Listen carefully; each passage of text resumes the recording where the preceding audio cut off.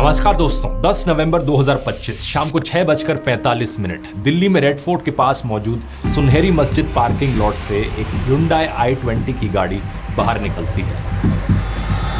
ये गाड़ी लाल किले के पास से यू टर्न लेकर सीधा उसके सामने वाली सड़क पर आती है। 6:52 ये बहुत धीरे धीरे चलकर एक रेड लाइट पर आकर रुक जाती है। ये वाली red light Lal Qila metro station के गेट नंबर 1 से बहुत नजदीक थी और कुछ ही सेकंड बाद दोस्तों एक बहुत बड़ा धमाका होता है।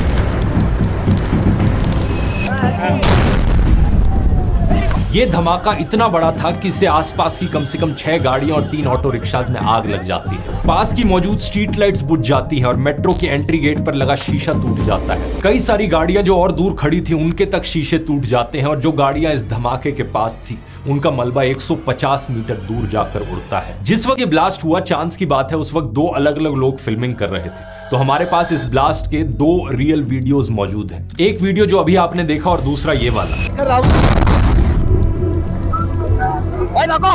इस वीडियो को थोड़ा स्लो डाउन करके देखोगे तो आपको दिखेगा कि इस ब्लास्ट की इंटेंसिटी कितनी ज्यादा थी। कैमरे में जो कुछ दिख रहा था सब कुछ हिल गया, इतना बड़ा पेड़ तक हिल गया। वहां मौजूद शॉपकीपर्स का कहना है कि इतनी तेज आवाज उन्होंने पहले कभी नहीं सुनी थी। बहुत भयंकर धमाका, बहुत जोर से आवाज थी, ऐसी आवाज हमने पहले नहीं सुनी।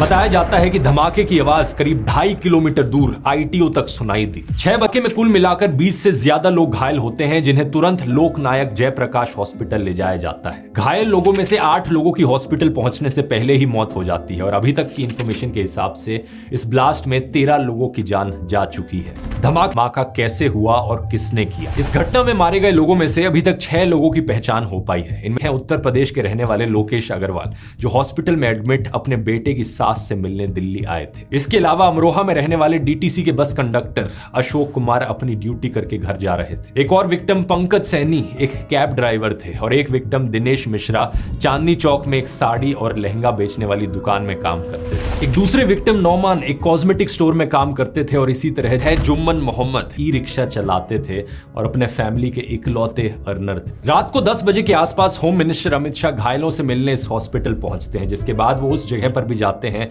जहां पर धमाका हुआ था और फिर उनकी तरफ से एक बयान दिया जाता है।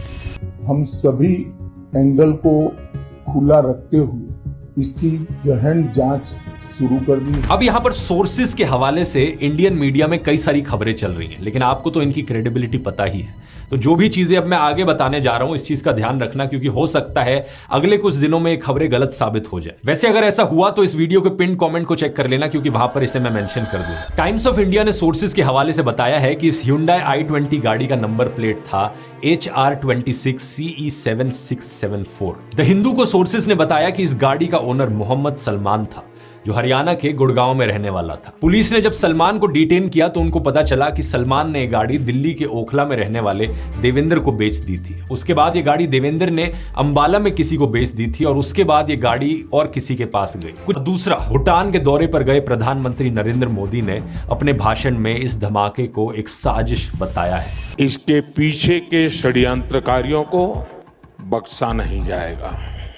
प्रधानमंत्री ने कहा कि इसके पीछे जिसका भी हाथ है उसे बख्शा नहीं जाएगा और इसकी इन्वेस्टिगेशन को अब NIA के हवाले कर दिया गया है।